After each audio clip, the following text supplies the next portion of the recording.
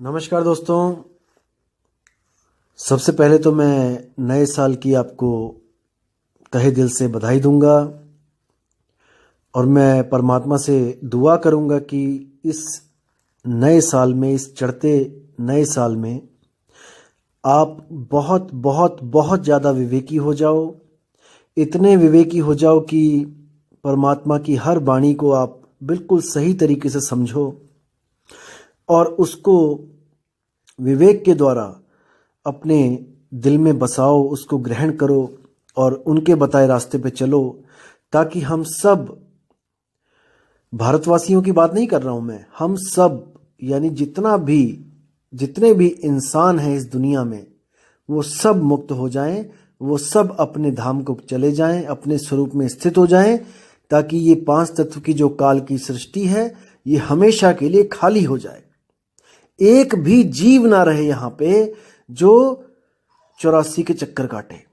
एक भी जीव नहीं चाहिए इस दुनिया में। खाली कर दो इसको, बिल्कुल बिल्कुल खाली। तो दोस्तों, मेरी एक जानने वाली फ्रांस में जो एक महिला यहाँ इंडिया में आई थी सत्य की खोज करती हुई, यहाँ पे कई योग पीठों पे हठ योग कर रही थी, बहुत कुछ कर रही थी।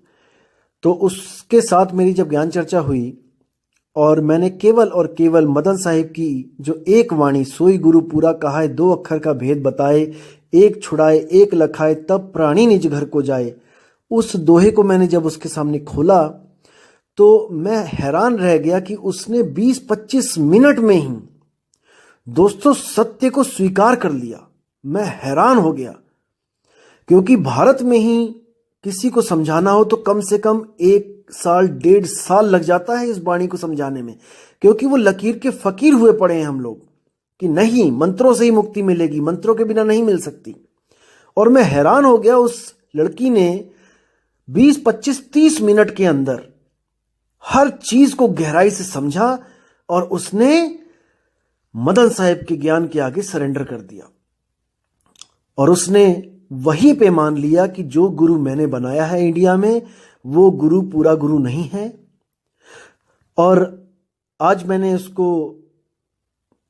जब नए साल की बधाइयां दी और मैंने उसको बताया कि एक YouTube चैनल बनाया है और प्रचार किया जा रहा है सत्य का, तो उसने एक बहुत ही प्यारा संदेश आप सब लोगों के लिए, आप सब मेरे भारतीय भाइयों के लिए, बहनों के लिए एक बहुत प्यारा संदेश भेजा है। मैं उसको भी आपको सुनाना चाहूँगा और मैं उम्मीद करूँगा कि जैसे मालिक ने उसको इतना विवेक दिया है, आप सबको भी दे। मैं बस यही दुआ करूँगा कि आप सब इतने विवेकी हो जाओ कि सत्य और असत्य का निर्णय एक पल में कर लो। और मैं उन लोगों से भी, उन भाइयों से भी कहना चाहूँगा जो ये सोचते हैं कि क्या मुक्ति का ठेका केवल कबीर साहब ने ले रखा है, कि कबीरपंथी नहीं होगे तो मुक्ति नहीं मिलेगी। दोस्तों, आपको बताना चाहूंगा कि अगर आपको कोई और मुक्ति देता है तो आप उसका ज्ञान हमें बताइए कि क्या ज्ञान है, हम भी देखेंगे उसको कि कैसे मुक्ति मिलेगी, किस ज्ञान से मुक्ति मिलेगी। किसी भी संत से अगर आपको मुक्ति मिलती है तो आप उसके ज्ञान को समक्ष रखिए। भाई, परमात्मा ने बुद्धि सबको दी है, आप अपने संतों का ज्ञान रखिए सामने और उसके द्वारा निर्णय हो जाएगा कि मुक्ति मिल रही है कि नहीं मिल रही। क्योंकि चेतना में, चेतन सत्ता में इतना विवेक है कि वो देख कर ही पहचान जाएगी कि इससे मेरी मुक्ति होगी कि नहीं होगी। आप ज्ञान तो सामने रखिए। जिन लोगों को कबीर नाम से ही प्रॉब्लम है कि क्या केवल कबीर ही मुक्ति का दाता है। अब देखिए, ये लड़की कहाँ रहती है, फ्रांस में, लेकिन इसने उस यूनिवर्सल ट्रुथ के आगे सरेंडर कर दिया, क्योंकि सत्य किसी की बपौती नहीं है। सत्य किसी की बपौती नहीं है, इसका मतलब कि कोई भी संत हमें सत्य दे सकता है, बिल्कुल दे सकता है, लेकिन जब सत्य स्वयं आकर उस संत को अपना भेद बताता है, तब जब परमात्मा स्वयं आकर किसी भी संत को अपना राज बताता है, अपना भेद बताता है, सच्ची भक्ति बताता है, तब जाकर वो संत इस लायक होता है कि वो किसी और को मुक्ति प्रदान कर सके। समझो इस बात को। तो केवल कबीर साहब ही वो परम चेतना है जो नाम बदल बदल कर लोगों को मिलते हैं और उनको मुक्ति का संदेश देते हैं। केवल कबीर नाम से ही नहीं आते हैं वो, जिंदा बाबा के नाम से, बूढ़ा बाबा के नाम से, मुनिंद्र नाम से, करुणामय नाम से, सतसुकृत नाम से, राधापति नाम से। नामों में कुछ नहीं रखा है, बात है ज्ञान की। ज्ञान क्या दिया जा रहा है, कौन सा शब्द दिया जा रहा है, बात शब्द की है। तो अब देखो, इस लेडीज ने, इस लड़की ने सत्य को स्वीकार किया और ये नवंबर में आके गुरुजी से नाम दीक्षा लेगी। कोई भाषा सेम नहीं है, कोई कल्चर सेम नहीं, कम्युनिटी सेम नहीं, फिर भी सत्य तो एक है मेरे भाई। चाहे वो कोई अंग्रेज हो, चाहे वो चाइनीज हो, जापानीज हो, फ्रेंच हो, कोई भी हो, सत्य हम सबके लिए एक है और आत्मा ही सत्य है। आत्मा को ही खोजना है, मंत्रों को नहीं खोजना है। वरना आप हिंदी के मंत्र लेके बैठ जाओगे, अंग्रेज कहेगा नहीं अंग्रेजी में मंत्र दो, फिर क्या करोगे? फिर क्या करोगे? वो कहेगा मेरी बाइबल में दिखाओ ये मंत्र कहां लिखा है, फिर क्या करोगे? लेकिन बाइबल में तो सोल के बारे में भी लिखा है भाई, कि सोल इज इमॉर्टल, आत्मा कभी नहीं मरती है, लिखा है उसमें। आप उसको प्रूफ कर सकते हो। आत्मा को ही तो खोजना है। तो मेरे भाई विचार करो, मैं किसी का दुश्मन नहीं हूं, मैं सबका भला चाहता हूं। मैं ये भी नहीं चाहता कि आप सारे मेरे पास आ जाओ। आज एक भाई ने मुझसे पूछा कि भैया एक कबीरपंथी मुझे मिला है, वो भी कहता है कि मैं शब्द लिखा देता हूं, तो मुझे कोई निशानियां बताओ कि मैं कैसे परख करूंगा। तो मैंने उसको 8-10 निशानियां बता दी और वो भी खुश, मैं भी खुश कि इस भाई ने मुझ पे विश्वास करके मुझसे कम से कम निशानियां तो पूछी।